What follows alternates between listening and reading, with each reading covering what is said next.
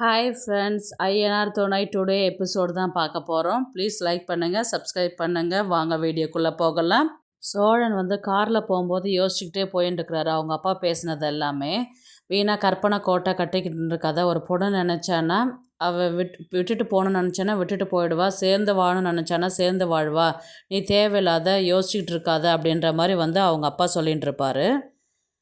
ஒரு பொண்ணு உன்னை மதிக்கணும்னா நீ அவள் பின்னாடி போனால் அவள் அதை கெத்தாக நினைப்பா, அவளை நீ வேணான்னு சொல்லிட்டு போனான்னா அவள் உன்னை தேடி வரமாட்டா அப்படின்ற மாதிரி அவங்க அப்பா பேசினதை இவர் நினச்சிட்டு போயிருப்பார்.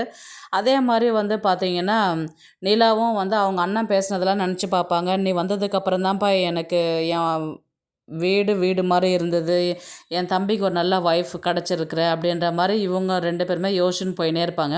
யோசிச்சுட்டு போயிட்டே இருக்கும்போது பார்த்திங்கன்னா நிலா அதை யோசிச்சுக்கிட்டே போகிறதுனால ஸ்கிப் ஆகி கீழே விழுந்துருவாங்க. உடனே சோழனை காமிக்கிறாங்க. சேரன் அவருக்கு ஃபோன் பண்ணுறாரு. சேரன் என்ன கேட்குறேன், நீ எதுக்கடா நிலாவுக்கு கோர்ட்டில் டைவர்ஸ் கொடுக்குறேன்ட்டு சொன்ன அப்படின்னு சொல்லிட்டு சோழன்கிட்ட கேட்குறாரு. அண்ணன் என்ன வேறு என்ன பண்ண சொல்கிற, நீங்கள் ரெண்டு பேரும் சேர்ந்து வாழ மாட்டீங்களான்னு தானே நாங்கள் ஆசைப்பட்டோம், எதுக்கு இப்போ போய் கோர்ட்டில் நான் டைவர்ஸ் எனக்கு வேணும்னு சொல்லிட்டு நீ கேட்ட அப்படின்னு சொல்லிட்டு சேரன் கேட்பாரு. அவள் வேணுன்றதும் நான் வேணான்னு அதை தடுத்து பிடிச்சி வைக்கிறதும் இது ஒரு பொழப்பானா எனக்கு அப்படின்ற மாதிரி சோழன் கேட்குறாரு. அப்போ உனக்கு உங்கள் ரெண்டு பேருக்கும் டைவர்ஸ் கிடச்சிச்சின்னா உனக்கு ஓகேவா அப்படின்னு சேரன் கேட்குறாரு. நான் டைவர்ஸ் கொடுக்குறேன்னு சொன்னாக்கா நான் கொடுத்துருவேண்ணா நான் அப்படின்ற மாதிரி கேட்குறாரு. அப்படியே கொடுத்தாலும் நான் அவளை விட்டுட்டெல்லாம் தனியெல்லாம் வாழ மாட்டேனே, நான் அந்த அளவுக்கு நான் விரும்புகிறேன் நான் அப்படின்ற மாதிரி சொல்லுவான். டைவர்ஸ் கொடுக்குறேன்ற அவ கூட சேர்ந்து வாழ போகிறேன்னு சொல்கிறேன், என்னடா லூஸா மாதிரி பேசின்னு இருக்கிற அப்படின்னு சொல்லிட்டு சேரன் கேட்பாரு. நீங்கள் மட்டுமா அப்படி நினைக்கிறீங்க, எல்லாருமே அப்படி தான் நினைக்கிறாங்க, ரெண்டு பேரும் சேர்ந்து வாழணும் தான் எல்லாருமே ஆசைப்படுறாங்க. அவளுக்கு கேட்குறது நான் கொடுத்தாவது அவளுக்கு என்ன பிடிக்குமோன்றதுனால தானே நான் டைவர்ஸ் கொடுக்குறேன்றது நான் சொன்னேன் நான். ஆனால் நிலா வேறு மாதிரி நினைக்குதுன்னு சொல்லிட்டு சேரன் சொல்கிறாரு. உனக்கும் இந்த கல்யாணத்தில் விருப்பம் இல்லைன்னு நினைக்குதுடா, அதனால தான்டா அதுக்கும் சம்மதம் அப்படின்ற மாதிரி சொல்லுது அப்படின்ற மாதிரி இவர் சேரன் சொல்கிறாரு. அண்ணன் நீ அவள் சொல்கிறதெல்லாம் நம்பின்னு இருக்கிறியா, அதெல்லாம் ஒன்றும் கிடையாதுண்ணே. டைவர்ஸ் அப்படியே நான் கொடுத்தாக்கா அவள் என்ன சொல்லுவான்னா, இவருக்கு என்ன பிரச்சனை, ஏன் கொடுக்க மாட்டேன் அப்படின்ட்டு அவள் என் மேலே ஏற ஆரம்பிப்பா, இதனால தான் நான் டைவர்ஸ் கொடுக்குறேன்ட்டு ஒத்துக்கிட்டேன் நான். இந்த லப்பர் பேண்ட் இருக்குது பார்த்தீங்களா, அது ரொம்ப இழுத்து பிடிச்சா அருந்துரும், ஃபோர்ஸாக விட்டாலும் இன்னொருத்தவங்கள போய் அடிச்சிரும், அந்த மாதிரி தான் என் நிலமையும் இருக்குது அப்படின்னு சோழன் சொல்கிறாரு. அப்படியே எனக்கு டைவர்ஸ் கிடைச்சாலும் நான் நிலாவை ஈஸியாக விட்டுற மாட்டேன், நிலாவே என்கிட்ட ப்ரப்போஸ் பண்ணுற அளவுக்கு நான் வச்சுப்பேன் நான், இது கண்டிப்பாக ஒரு நாள் நடக்கும், நீ எதுக்கும் கவலைப்படாத அப்படின்ற மாதிரி சொன்னதுக்கு சேரன் சொல்கிறாரு, நான் ரொம்பவே பயந்துட்டேன், நிஜமாகவே நீ டைவர்ஸ் கேட்குறேன்னு நான் நினச்சிட்டேன் நான் அப்படின்னு சொல்லிட்டு அவர் சொல்கிறாரு. நிலா மேலே உள்ள காதனால தான் இந்த மாதிரிலாம் நான் பண்ணிட்டு இருக்கிறேன், நீ எதையும் மனசில் போட்டு குழப்பிக்காத, நான் அவ்வளோ சீக்கிரம் டைவர்ஸ் நான் கொடுக்க மாட்டேன் அப்படின்ற மாதிரி சொல்கிறாரு. சரின்ட்டு இவங்க ரெண்டு பேரும் ஃபோனை வச்சுட்டு போகிறாங்க. உடனே நிலா ஆஃபீஸில் இருக்கிற மாதிரி காமிக்கிறாங்க.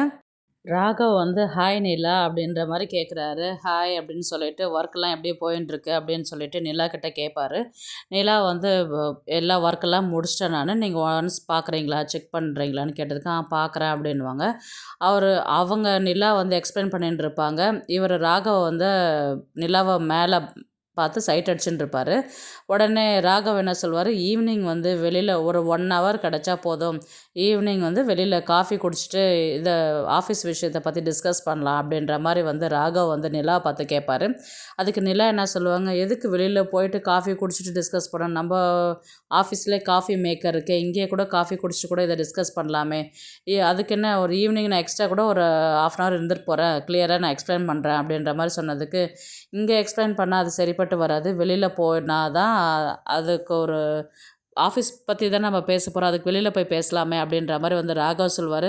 இல்லை ராகவ், நான் வெளியிலலாம் வரல, எனக்கு ஒர்க் நிறைய இருக்குது, பர்சனல் ஒர்க்லாம் வெளியில் போய் பண்ணுறதுக்கும் வேறு நிறைய இருக்குது எனக்கு அப்படின்ற மாதிரி சொல்லி அதை அவாய்ட் பண்ணுவாங்க. இதை நிலா ஃப்ரெண்டு திவ்யா பார்த்துட்டு இருப்பாங்க. திவ்யா அவர் ராகவ் பேசுறது எல்லாமே கேட்டுக்கிட்டே இருப்பார். அதுக்கப்புறம் திவ்யா நிற்கிறாங்கன்னு சொல்லிட்டு ராகவ் என்ன பண்ணுவார், கிளம்பிடுவார். திவ்யா என்ன பண்ணுவாங்க, அவர் தான் அவ்வளோ கம்பல் பண்ணி கூப்பிட்றாரு, நீ போக வேண்டியது தானே, எதுக்கு நீ போக மாட்டேன்றேன்னு சொல்லி சொன்னதுக்கு, ஆஃபீஸ் விஷயத்தை போய் யாராவது வெளியில் போய் பேசுவாங்களா, அது காஃபி குடிச்சிட்டு 1 ஹவர் டைம் வேஸ்ட் பண்ணுறது, நீ லூஸா நீ அப்படின்ற மாதிரி நிலா திவ்யாவை பார்த்து கேட்பாங்க. அதுக்கப்புறம் உன் இஷ்டம் அப்படின்ற மாதிரி திவ்யா சொல்லிவிட்டு அங்கேருந்து கிளம்பிடுவாங்க. அடுத்தது பார்த்தீங்கன்னா, பாண்டியோடைய ஒர்க் ஷாப் தான் காட்டுறாங்க. பாண்டிகிட்ட வந்து பார்த்தீங்கன்னா, அந்த வேலை செய்ற பையன் வந்து கேட்பாரு, "இந்த மாரி கஸ்டமரே யாருமே வரவே இல்லையே! என்ன பண்றது? இத்தன நாளா வந்து இன்னொருத்தவங்க கிட்ட நம்ம வேலை செஞ்சுக்கிட்டு இருந்தோம். இப்ப நீ முதலாளியா இருக்கிற. ஒரு கஸ்டமர் கூட வரலையே!" அப்படின்னு சொல்லிட்டு கேட்டதுக்கு, பாண்டி சொல்வாரு, "எவ்வளோ பெண்டிங் வேலை இருக்குது, அதெல்லாம் முடிச்சிட்டியான்னு?" கேட்டதுக்கு, "முடிக்கல. நான் முதல்ல அந்த வேலைய முடி. அதுக்கப்புறம் வர புது கஸ்டமர பார்க்கலாம்." அப்படின்ட்டு பாண்டி சொல்வாரு. உடனே அவங்க பாண்டியோடைய லவ்வர் உட்காந்து என்ன சொல்லுவாங்கன்னு பார்த்தீங்கன்னா, இது வந்து நிலா வந்து ஓப்பன் பண்ணாங்க. அதனால தான் வந்து யாரும் கஸ்டமர் யாரும் வரல. இதே நான் ஓப்பன் பண்ணியிருந்தேன்னா ஏகப்பட்ட கஸ்டமர் வந்திருப்பாங்க அப்படின்னு சொன்னா, அடுத்த செகண்டே பார்த்தீங்கன்னா, ஒரு 6 பேர்கிட்ட கஸ்டமர் வர்ற மாரி காமிப்பாங்க. "பார்த்தியா ஏதோ பேசின" அப்படின்ற மாரி பாண்டி வந்து கேட்பாங்க. அதுக்கு உடனே என்ன பண்ணுவாங்கன்னா, நான் இப்போ உட்காண்ட்ருக்கிறேன்ல அதனால தான் வந்தாங்க அப்படின்ற மாரி மாத்திடும் அந்த பொண்ணு. அதுக்கப்புறம் வந்து பார்த்தீங்கன்னா, வீட்ல வந்து ரூம்லாம் இருக்கா? அப்படின்ற மாரி கேட்டேன். நம்ம கல்யாணம் பண்ணா எங்க வந்து தங்கறது? அப்படின்ற மாரி கேட்டதுக்கு, ஒரே ஒரு ரூம் தான் ஒழுங்கா இருக்கு. இன்னொரு ரூம் வந்து எல்லாமே குப்பை மாரி போட்டு வச்சிருப்போம் அப்படின்னேன். மேலலாம் வீடு கட்ட மாட்டீங்களான்னு, கட்டுனாக்கா அத நம்ம எடுத்துக்கலான்னு, நான் புது வீடு தான் எடுத்துப்பேன். பழைய ரூம்லாம் எனக்கு குடுத்துற போறாங்க அப்படின்ற மாரி வந்து இவங்க அத பத்தி டிஸ்கஸ் பண்ணி பேசின்ட்டு இருப்பாங்க. உடனே வந்து பார்த்தீங்கன்னா, வீட்ட காமிப்பாங்க. வீட்ட காமிக்கும்போது வந்து பார்த்தீங்கன்னா, சோழனும் ஆம், பாண்டியனும் வந்து உட்காந்து பேசின்னு இருப்பாங்க. இவரு சேரன் வந்து வீட்டுக்கு வருவாரு. வீட்டுக்கு வந்தோனே பார்த்தீங்கன்னா, ஏதோ முதலாளி பையனுக்கு வந்து காது குத்துறாங்க. அதனால நான் போகணும் அப்படின்னு சொல்லிட்டு வீட்டுக்கு நேரமாவே வந்திருப்பாரு. உடனே சோழன் கேட்பாரு, "இவ்வளோ சீக்கிரம் வீட்டுக்கு வரமாட்டேனே, நீ எங்க இவ்வளோ சீக்கிரம் வந்தன்னா?" அவரு சேரன் வந்து மாத்தி மாத்தி ஏதோ பேசுவாரு. "காது குத்துக்கு போறேன்" அப்படின்னு சரின்ட்டு புதுசா ட்ரெஸ் பண்ணிக்கின்னு, பர்ஃப்யூம்லாம் அடிச்சுக்கிட்டு போகும்போது சோழனுக்கு டவுட் வருது. இவரு எப்பயும் இல்லாத புதுசா நடந்துக்கிறாரே, இவர பின்னாடி ஃபாலோ பண்ணணும்னு சொல்லிட்டு அப்படியே கதைய வந்து முடிக்கிறாங்க. லைக் பண்ணுங்க, ஷேர் பண்ணுங்க, சப்ஸ்கிரைப் பண்ணுங்க. தேங்க்ஸ் ஃபார் வாட்சிங்.